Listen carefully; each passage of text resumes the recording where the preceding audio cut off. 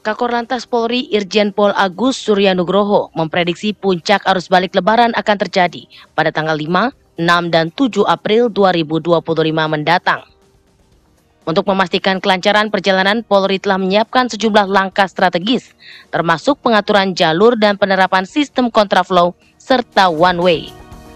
Polri akan terus memantau perkembangan arus lalu lintas melalui evaluasi secara berkala dan mengatur langkah-langkah lebih lanjut untuk menghindari kemacetan yang dapat mengganggu kenyamanan pemudik selama arus balik lebaran.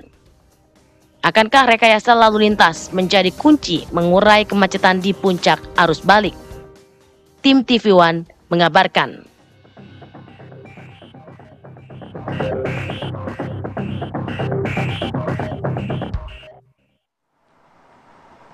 Ya pemirsa, tadi kita sudah menyimak bersama-sama bagaimana paket pengantar dialog kita pada pagi hari ini, puncak prediksi arus balik lebaran 2025. Memang diprediksi antara hari ini ataupun besok, karena tadi juga saya dapat bocoran biasanya kalau orang pulang itu suka mepet-mepet, jadi kayaknya bakal macet nih. Betul. Nah, kita akan membahas ya terkait dengan arus balik tahun ini dan bagaimana arus balik ini bisa berjalan aman. Betul. Dan keluarga juga nyaman. Iya.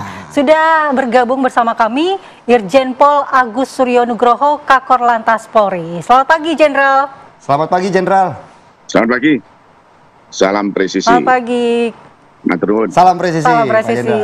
Selain ini juga kita sudah di studio ada Mas Dedi Erlambang selaku pengamat transportasi. Selamat pagi Mas Dedi.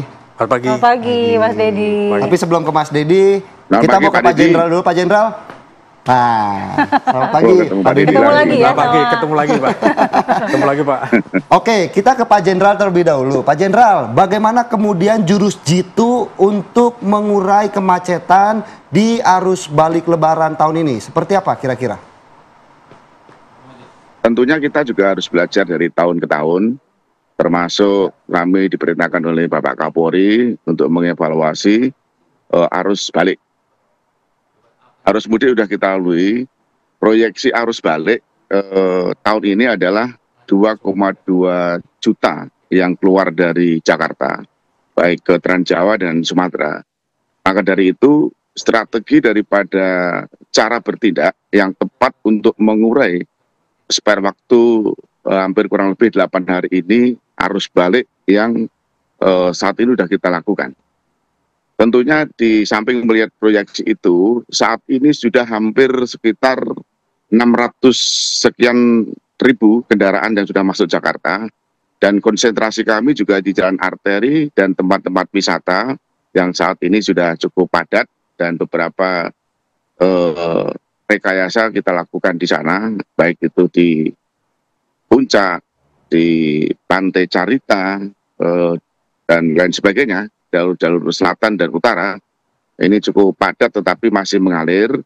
Oleh sebab itu, kemarin anomali yang terjadi di arteri dan tol memang sudah terlihat ada arus yang kembali ke Jakarta. Kita akan melakukan penebalan anggota. Ini perintah Bapak Kapolri, penebalan anggota di jalan, penambahan kendaraan dinas di jalan, dan bahkan kami diperintahkan untuk lakukan siaga penjagaan di sepanjang jalur, baik itu tol dan arteri, untuk menjamin keamanan termasuk juga kenyamanan duta-duta arah balik. Oleh sebab itu, skenario yang kami lakukan, yang pertama adalah kita tetap akan melakukan alih arus, demikian juga kontraflow. Kontraflow itu kita lakukan dari 70 sampai ke 36 agar bisa menarik arus cepat dari arah timur dengan kriteria atau parameter-parameter yang ada di Jasa Marga, baik itu visi rasio termasuk jumlah kendaraan yang melintasi gate tol. Setelah kita lakukan kontraflow, baik itu lajur 1, lajur 2, kami akan menarik arus yang dari timur supaya lebih cepat lagi. Kita berlakukan one way lokal arah balik tahap pertama. Itu dari kilometer 188 sampai 70 yang saat ini cukup efektif. Dan manakala hari ini nanti diperkirakan agak siang, ada bangkitan arus dari timur, kami akan lakukan lagi one way tahap 2 dari kilometer 246 sampai ke 188 hingga 70. Artinya bahwa kita menarik arus itu agar cepat kembali ke Jakarta, baik itu yang dari Brebes, Pejagan, dari Pemalang, Tegal, ini kita perlancar untuk arah ke Jakarta. Namun demikian, manakala terjadi bangkitan arus lagi, baik itu tanggal 5 atau tanggal 6, kami akan lakukan one way arus balik secara nasional, yang rencananya kami lakukan nanti puncak arusnya tanggal 6, kira-kira jam 9 atau 10 akan kita lakukan leg up untuk arus balik nasional tahun 2025. Demikian, Mbak. Baik, Jenderal, kalau kita lihat di arus mudik kemarin ini cukup lancar, kemudian tingkat kecelakaan juga menurun dari tahun lalu. Apakah skema rekayasa lalu lintas yang diberlakukan di arus mudik ini akan persis sama diberlakukan di arus balik ini, Jenderal? Hampir sama, tetapi tidak sama ya. Hampir sama, tapi kita modifikasi. Oleh sebab itu kami selalu dilaksanakan evaluasi dan bahkan kita pertebal lagi. Kita pertebal personil, kita pertebal kendaraan-kendaraan patroli. Kalau CB teknik dan taktisnya, tentunya kita harus melihat kondisi update daripada arus. Ya, kemarin sore cukup padat, kita lakukan one way lokal sepenggal tahap pertama dari 188 hingga 70. Ini artinya bahwa kita memberi akses masuk Jakarta agak dipercepat dan kita perlancar, sehingga akses yang dari Pejagan, yang dari Brebes, yang dari Jawa Tengah Tegal, termasuk yang dari Kali Kangkung, kami tarik agak cepat ke Jakarta, sehingga nanti ketika puncak arusnya tanggal 5, tanggal 6, hingga tanggal 7, ini sudah ruang jalannya cukup bisa digunakan untuk menampung arus puncak yang dari Jawa Tengah. Baik, terima kasih atas penjelasannya Pak Jenderal. Saya mau ke Mas Dedi. Mas Dedi, kalau kita melihat hingga pagi hari ini memang di beberapa titik jalanan ada mengalami peningkatan volume kendaraan, walaupun belum begitu signifikan. Apakah kemudian ini menjadi warning tersendiri bagi pihak kepolisian, di mana puncak arus balik ini diprediksi akan terjadi hari ini atau besok, sehingga volume kendaraan akan tiba-tiba saja membludak begitu? Betul, saya pikir teman-teman di kepolisian itu sudah siap dengan rekayasa lalu lintas, baik one way atau rekayasa lalu lintas itu mungkin sudah siap ya. Kalau tadi malam memang sudah ada perambatan naik volume kendaraan.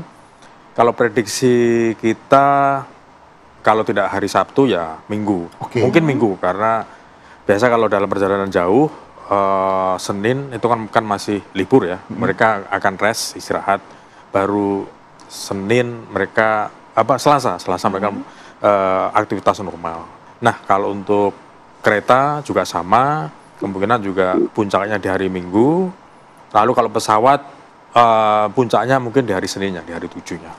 Gitu. Baik, lalu kalau melihat sejauh ini, kalau kita evaluasi dari arus mudik, tadi saya katakan juga kepada Kakor Lantas bahwa cukup lancar, kemudian angka kecelakaan menurun. Apakah ini dikarenakan memang kesadaran dari pengendara ini sudah meningkat begitu, Pak? Kalau analisis analisis kami, kecelakaan menurun dan kelancaran itu karena memang volume yang mudik itu turun juga. Turun juga. Karena kalau kita analisis, kita pelajari dari tahun ke tahun, di mana kecelakaan itu meningkat karena volume mudiknya juga meningkat. Ketika mudiknya turun, angka kecelakaan juga akan turun. Angka kecelakaan paling tinggi itu mudik itu tahun 2017.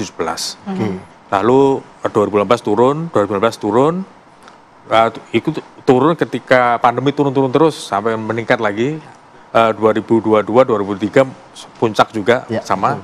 Nah, 2024 menurun lagi karena memang volumenya pemudik kan turun. Jadi menurut saya bukan karena kesadaran lalu lintas ya, karena memang volumenya itu menurun. Kalau angka koefisiennya untuk kecelakaan saya pikir sama ya, karena memang mereka memang tidak disiplin dan lain-lain ya. Jadi masalah kesadaran saya pikir tidak, karena memang volumenya sendiri yang mengikuti alur. Kalau volumenya naik, kecelakaan juga naik, volumenya menurun juga kecelakaan juga menurun. Kira seperti itu. Tapi kira-kira dengan sistem one way ataupun kontraflow yang telah disiapkan oleh Pak Kakor Lantas tadi menurut penjelasannya, apakah kemudian diprediksi jurus-jurus tersebut bisa membantu untuk mengurai kemacetan di arus balik nanti? Tapi Mas Didi dijawabnya sesaat lagi, tetaplah di Apa Kabar Indonesia Pagi pemirsa.